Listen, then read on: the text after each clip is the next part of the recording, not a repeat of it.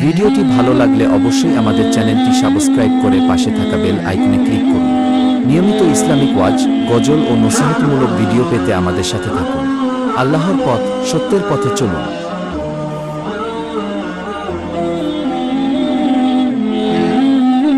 নবী সুলাইমান বললেন, তোমাদের সব এলাকার মানুষদেরকে ডাকো। সবাইকে ডাকলেন।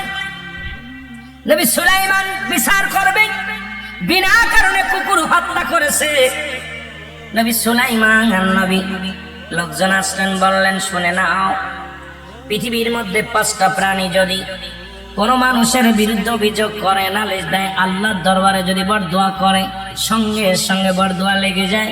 আবার এই 5টা প্রাণী যদি পৃথিবীর মধ্যে কোনো মানুষের জন্য দোয়া করে, আমার আল্লাহ সঙ্গে সঙ্গে কবুল করে নেয়। কারণ আমি নবী সুলাইমানকে সমস্ত প্রাণীর ভাষা, সমস্ত প্রাণীর কথাবার্তা বোঝার ক্ষমতা দিয়েছে আমার আল্লাহ। জোরে বলেন মারহাবা। লোকজন বলেন, হুজুর, তার মধ্যে কি কি প্রাণী? নবী সুলাইমান বললেন, 1 নম্বরে হলো কবুতর। মারহাবা। আরো জোরে। 1 নম্বর হলো কবুতর। পৃথিবীর মধ্যে মানুষের চাইতে কবুতর আল্লাহ জিকির করে বেশি।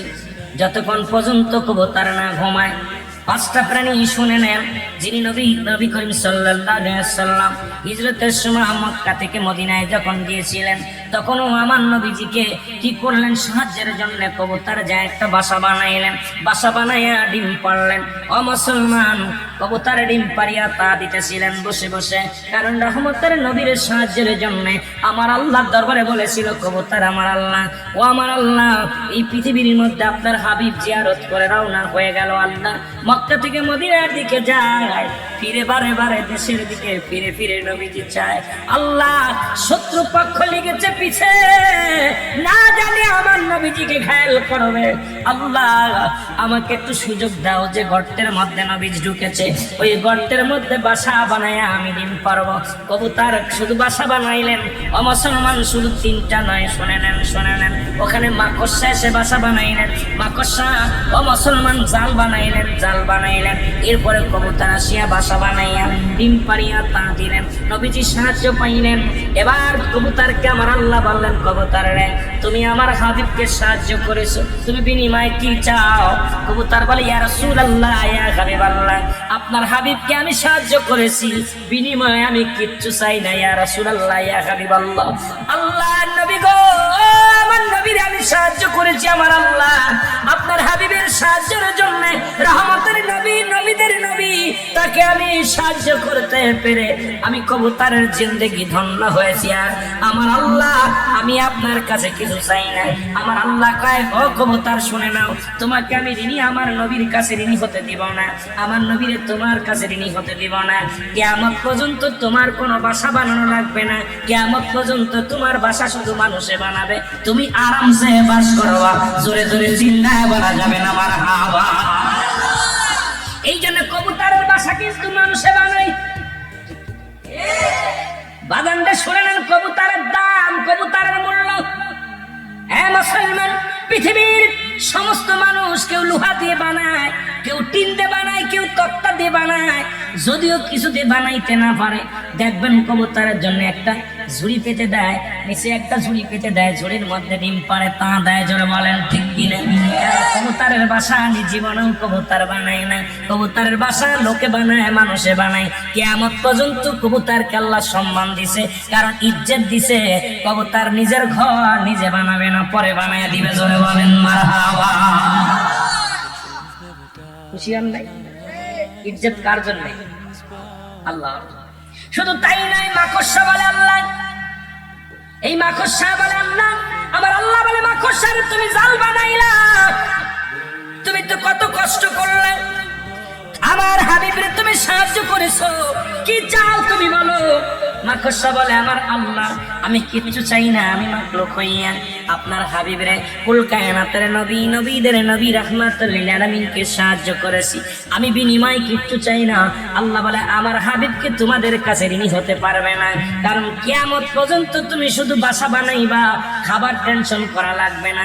এই জন্য মাকড়সা শুধু জাল বানায়, দেখবেন বসে বসে জাল বানায়, সারাদিন ভরে জাল বানায়, রাত্রে ভরে পোকা মাকড় গুলো জালের মধ্যে এটে যায়, জায়গায় বসে বসে আহার করে। জোরে বলেন ঠিক কিনা?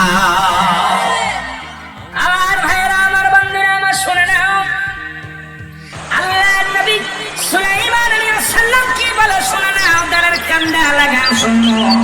কারণ কবুতর হলো সদা সর্বদা আল্লাহ জিকির করে, বেশি বেশি জিকির করে, জিকির বন্ধ করে না। এই যে কুকু করে শব্দ, এটা কুকু শব্দ করে না, কারণ ওদের জবান দিয়া সব সময় আল্লাহু আল্লাহু আল্লাহু আল্লাহু। জোরে বলেন মারহাবা। আর একটু জোরে বল আল্লাহু আকবার। এ আমার ভাইরা, আমার বন্ধুরা, আমার গভীর মনোযোগ। শুধু তাই নয়, যদি কোনো বাজ পাখি সবল দেয় নেওয়ার জন্য, তখন কবুতর কাল্লা এত ক্ষমতা দিছে, পৃথিবীর সর্বোচ্চ উচ্চ জায়গায় উঠতে পারে একমাত্র কবুতর। কবুতরের মধ্যে এত উড়ন্ত পাখি আর নাই। ও মুসলমান শুনে নাও, বাজ পাখি যত দূরত্ব যেতে পারে, তার চাইতে এ বাগান রে কবুতর বেশি দূরে যাইতে পারে। ওরা উপরে যত ওঠে চিন্তা করে আল্লাহকে তত নিকটবর্তী পাবো, কারণ আল্লাহকে পাওয়ার জন্য পাগল হয়ে যায়। কবুতর যত উপরে ওঠে ততই আল্লাহর প্রেমে পড়ে যায়, চিন্তা করে আমার আল্লাহর নিকটে যত যাইতেছি ততই মজা লাগবে। সুতরাং বাজ পাখির চোখটাও ফাঁকি দিতে পারে কবুতর, এটা জিকিরের কারণে, কারণ তাদের কলবের মধ্যে জিকির আর জিকির। জোরে জোরে বলেন আল্লাহ। 2 নাম্বার বললেন, এই জন্য কবুতর কখনো কবুতরকে ইচ্ছাকৃত কষ্ট দিবেন না, ইচ্ছাকৃত কষ্ট দিবেন না। কবুতরকে কখনো কবুতর অভিশাপ দিবেন না, তাদের যত্ন করবেন, তাদের ভালোবাসবেন। এটা একটা রহমতের প্রাণী। জোরে জোরে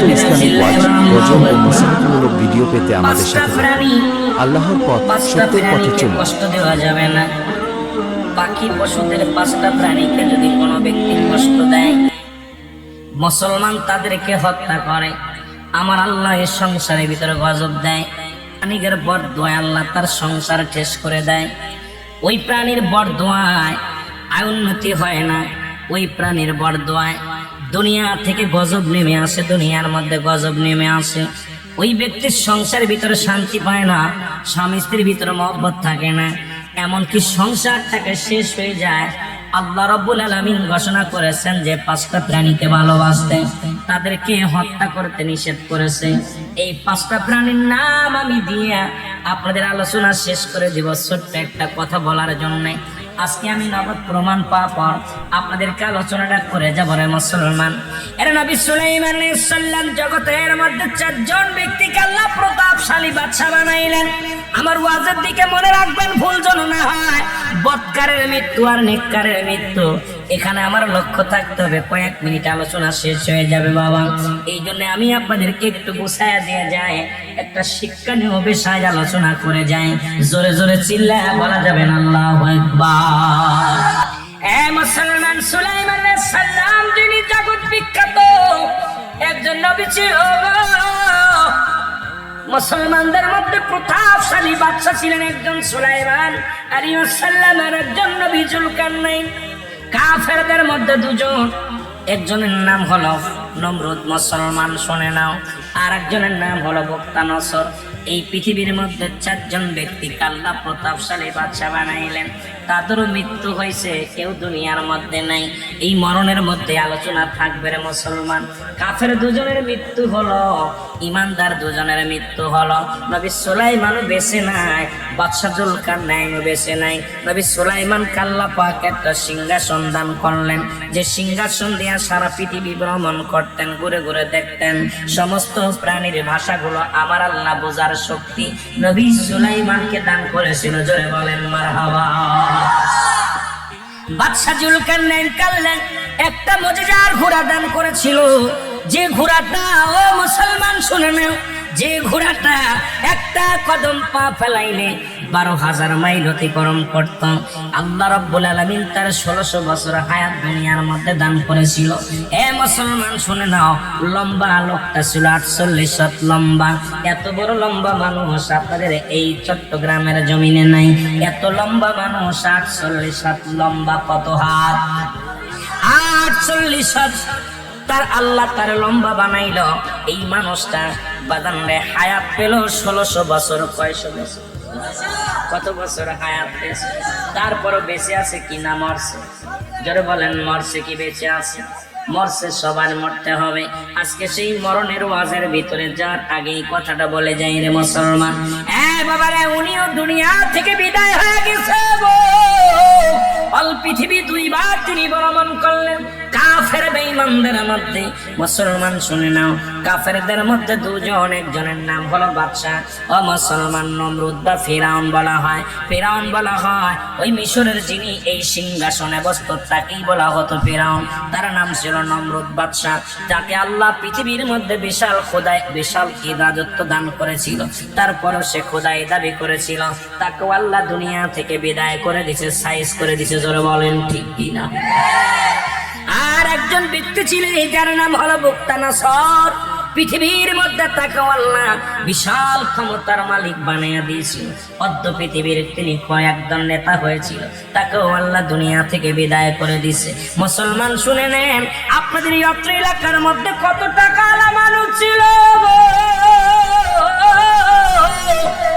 কত টাকা না, কত গায়ের বল দেখাইছে, ক্ষমতার বল দেখাইছে। আজকে তারা কবরে শুয়ে আছে। কবর থেকে খেদানোর মতো ক্ষমতা না। কুত্তা ছেলে পায়খানা করে কবরের উপর দিয়ে, গরু ছাগলে ঘাস খায় কবরের উপর দিয়ে, কিন্তু খেদানোর মতো ক্ষমতা আল্লাহ তাদের দেয় না। নবী সুলাইমান পৃথিবীর মধ্যে বিশাল প্রভাবশালী বাদশা ছিলেন, তবে তারে মানুষ দেখে ভয় পেত না। তাই একটা সাধারণ মানুষের মতো ছিলেন। তিনি যখন তখন কোনো বান্দা কোনো বান্দি যখন সাক্ষাৎ করতে আসতেন তার সঙ্গে কথা বলতেন, সাক্ষাৎ দিতেন। কোনো মানুষের সঙ্গে এত মস্তানি করতেন না। এত প্রতাপশালী বাদশা হইয়া সাধারণ মানুষ তার সঙ্গে কথা বলতে পারত। আর আমার দেশে এমপিরা পায়ে ধরে, কত পা জড়াইয়া ধরে ধরে কান্দে ভোটের সময় আসলে। যখন এমপি হয়ে যায় তাদের কাছে যাওয়া বড় দুরুস্কার হয়ে যায়। জোরে বলেন ঠিক কিনা? এরে আমার বাড়ির পাশেই আত্মীয় মানুষ, নাম বললে হয়তো চিনবে। দেখলাম নির্বাচনে পাশ করার পর 2 জনরে 2 গুঁতো মারছে। বাজানরে শুনেলাম ইনিও কিন্তু আমার মাগুরার একজন প্রতিনিধি, নাম বলতে চাই না। এর নেতা 2 দিন আগেও মানুষের পা জড়ায় ধরেছ ভোটের জন্য। যার ভ্যান চালকের গলা জড়ায় ধরেছ, রিক্সা চালকের গলা জড়ায় ধরেছ।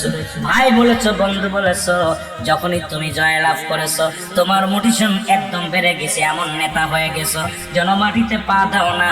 তুমি একবার চিন্তা করা লাগবে, এই ক্ষমতা তোমাকে আল্লাহ দিছে, ইজ্জত দিছে আমার আল্লাহ। আল্লাহ নিতেও 1 মিনিট দেরি করবে না। জোরে জোরে বলেন ঠিক কিনা? এ দুনিয়ার মুসলমান গভীর মনোযোগ। আমি আলোচনার বলতেছিলাম পৃথিবীর মধ্যে সমস্ত প্রাণীর মৃত্যু স্বাদ গ্রহণ করতে হবে। একমাত্র মৃত্যু নেই আমার রবের, আমার আল্লাহর, যিনি আপনার আমার রব, এই কুল কায়নাতের রব, আসমান জমিনের রব, যিনি সারা পৃথিবীর মধ্যে আর কেউ নাই। তিনি এক, পৃথিবীর মধ্যে আর কোনো দ্বিতীয় নাই। আমার আল্লাহ ঘোষণা করেন, পড়েন, আল্লাহু আহাদ আল্লাহুস সামাদ লাম ইয়ালিদ ওয়া লাম ইউলাদ ওয়া লাম ইয়াকুন লাহু কুফুওয়ান।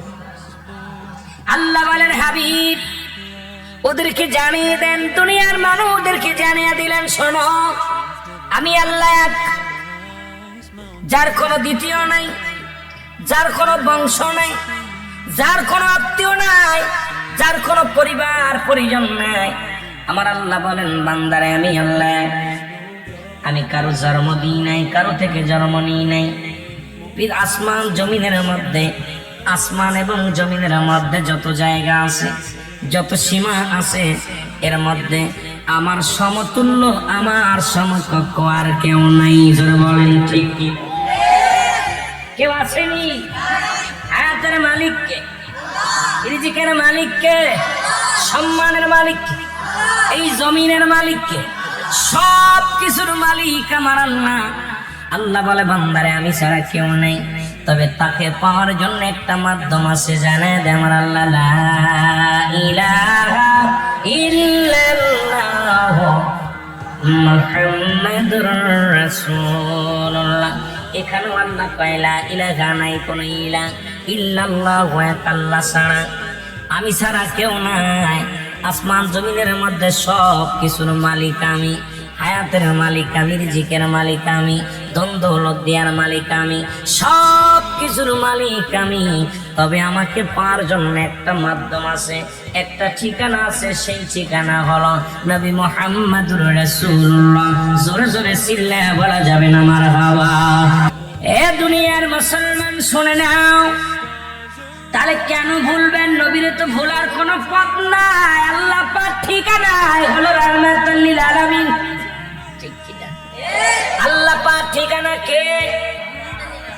আল্লাহ পাক ঠিকানা হলো রাহমাতুল লিল আলামিন। সেই নবীকে যদি ভুলে যায় আল্লাহ পাক সম্ভব নয়। আর আমি এই জন্য মাঝে মাঝে ফতোয়া দিই, শুনেলাম রুহুল আমিন সিদ্দিকের ফতোয়া হলো আল্লাহ আমার নবীকে বাদ দিয়ে যারা আল্লাহকে পাইতে চায় এই দুনিয়ার জমিনে তারা হলো আল্লাহওয়ালা কাফের। দাড়ি টুপি জুব্বা পাগড়ি সব ঠিক আছে, কিন্তু যার অন্তরের মধ্যে নবী নাই, তার ভিতরে কোনো আল্লাহ নাই। যার ভিতরে নবী নাই তার ভিতরে আমার আল্লাহ থাকতে পারে না। তার কর্মের ভিতরে আল্লাহ রাজি নাই, তার ধর্মের মধ্যে আল্লাহ রাজি নাই। কারণ আগে আমার নবী লাগবে, ঈমান নামের বস্তুটা লাগবে। সেই ঈমান নামের বস্তুটা হলো রাহমাতাল লিল আলামিন। জোরে বলেন ঠিক কিনা?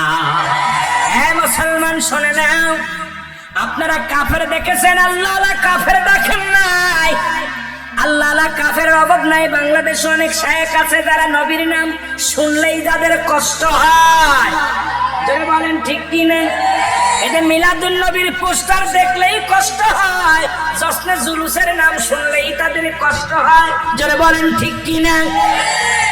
এই জমিনের মধ্যে এরা হলো আল্লাহওয়ালা কাফের। এই আল্লাহওয়ালা কাফেরদের অন্তরের ভিতরে নবী বলতে নাই, নবীর প্রেম নাই, নবীর মহব্বত নাই। তারা ডাইরেক্ট আল্লাহকে পাইতে চায়।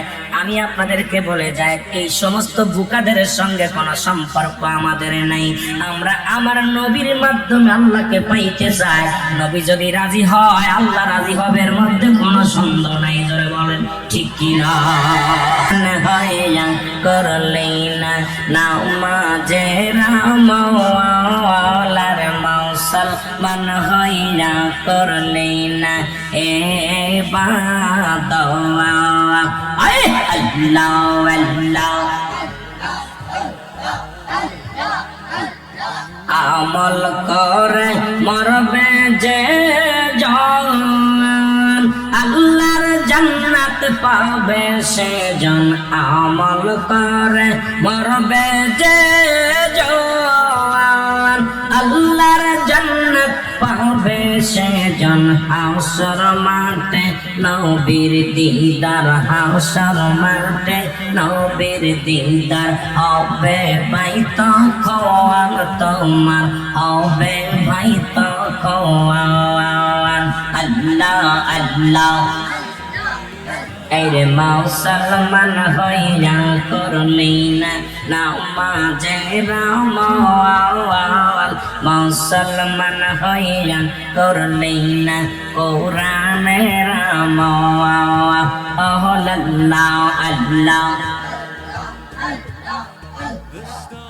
এর কোরআন আমল করেন যিনি, আব্দুল কাদের নামটি শুনি। কোরআন আমল করেন যিনি, আব্দুল কাদের নামটি শুনি। বাগদাদ নগর মুসলমান হইয়া করলেই না কোরআনের আমল, মুসলমান হইয়া করলেই না নামাজের আমল।